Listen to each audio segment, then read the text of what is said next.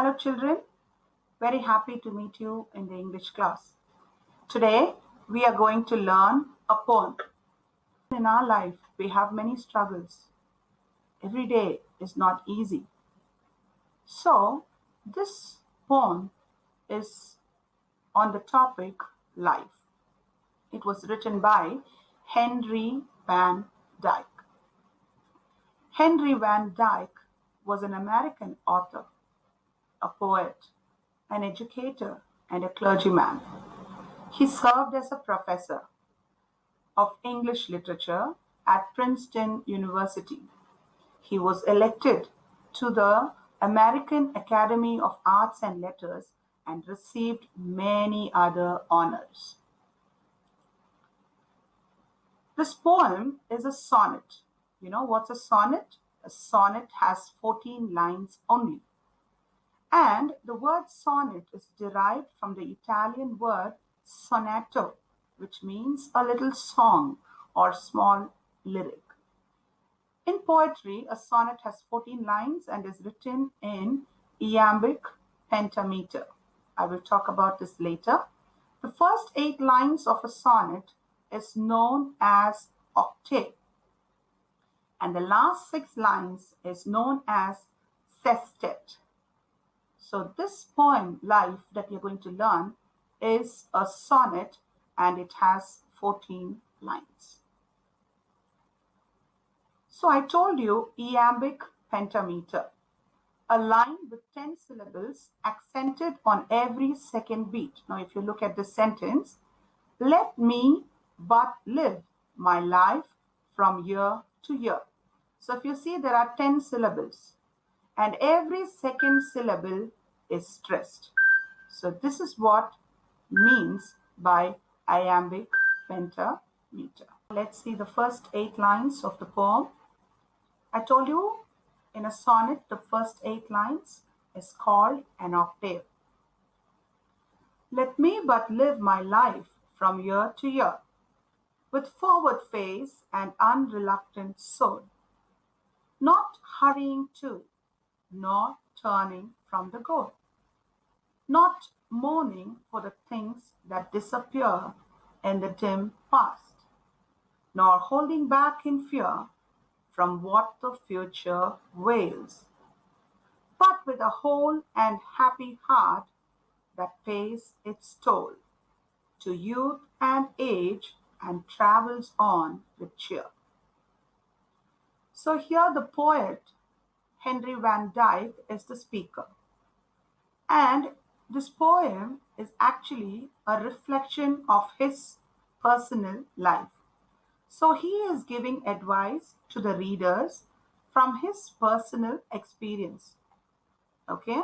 So the poet wants to live a life year after year, looking ahead. Forward face means looking ahead, and with a willing heart.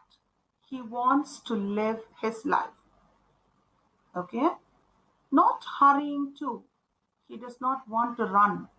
He is not in a hurry because he wants to enjoy every bit of his life, be it happiness or sorrow, be it ups and downs, be it success or failure.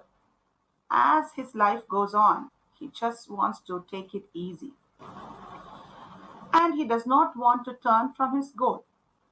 Even if it's a failure, he still wants to keep moving on. Not mourning for the things that disappear. So the poet says that he does not want to feel sad about the things that is gone in his past. So if in his past he had, bitter experiences or sad moments, he does not want to feel sad about it and he does not want to keep thinking about it. Okay? And he says, nor holding back in fear. He does not want to keep that fear in mind and he does not want to, be away from going towards his future. And in the dim past means, the faded or the not bright past. Past is gone. So he does not want to be thinking about his past. And uh, uh, from what the future veils. The future veils means hidden or covered. None of us know our future. Okay, so every day is a new day for us. We don't know what is going to come ahead of us. Okay, so even if you don't know what is your future, he just does not want to be afraid of walking towards his future, and he wants to go towards his future with a happy and a whole heart. And to youth and age, youth means to the young and aged are the old people. He wants them to travel on with happy heart. So hope you understood these 8 lines. Okay. So now this next 6 lines, which is called as a sestet. So let the way wind up the hill or down, or rough or smooth, the journey will be joy. Still seeking what I sought when but a boy. New friendship, high adventure, and a crown. My heart will keep the courage of the quest and hope the road's last turn will be the best. So here the poet says, so let the way in which I'm walking towards my future have ups or downs. You know, a hill has an up and a down. So let my way, my future, as I'm walking through, have ups and downs, or let it be rough or smooth. Okay, good times and bad times.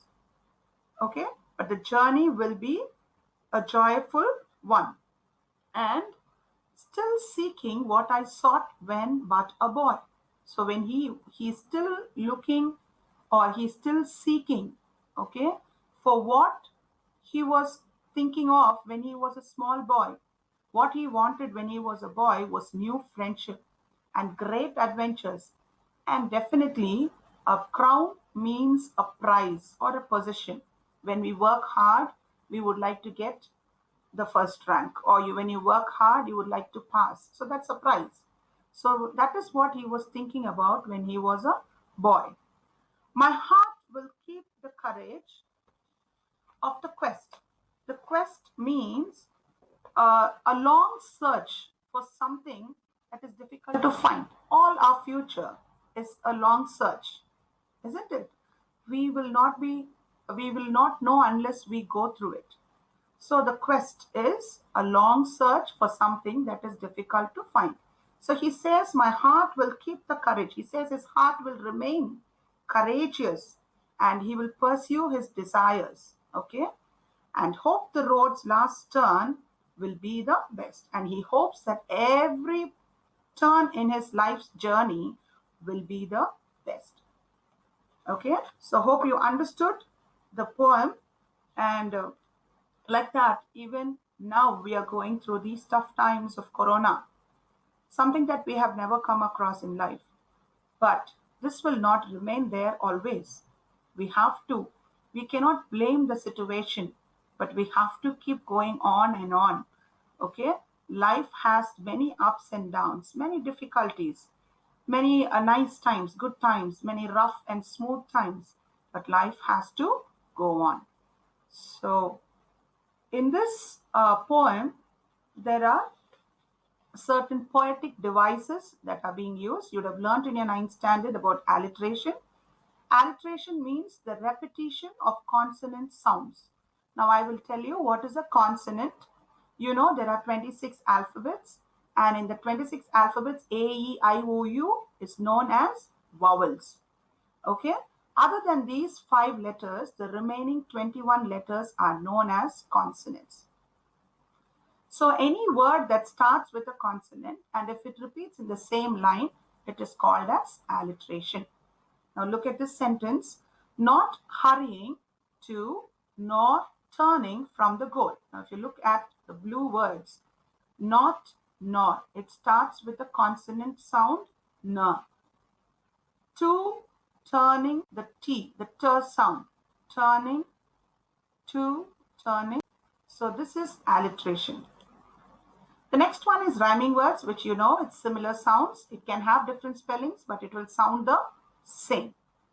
With forward face and unreluctant soul, not hurrying to nor turning from the goal. Now here if you see the last two words, it says soul, goal. Both rhyme, so it is called as the rhyming word. Using these rhyming words, we will be able to do the rhyme scheme. So children, now we will look at the figure of speech that is used in this poem. The first one is personification, which means person. So if you remember this, it is something connected to human. So non-human things are represented as if they were human or they had human feelings. So if you look at this line, from what the future wails, but with a whole. So the future is always connected to human. So it is personification. The next one is an happy heart that pays its toll.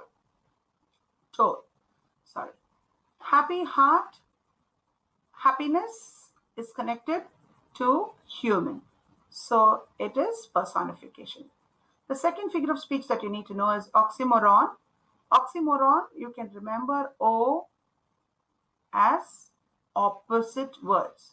Two opposite words are joined together to create an effect. Now, if you look at this example, to youth and age. So if you see here, youth is being young and age is being old. So both these are opposites, but both are put together to create an effect. So it is an oxymoron. If you see the next example, rough or smooth. Rough is the opposite of smooth, but both these words are given together in the same sentence.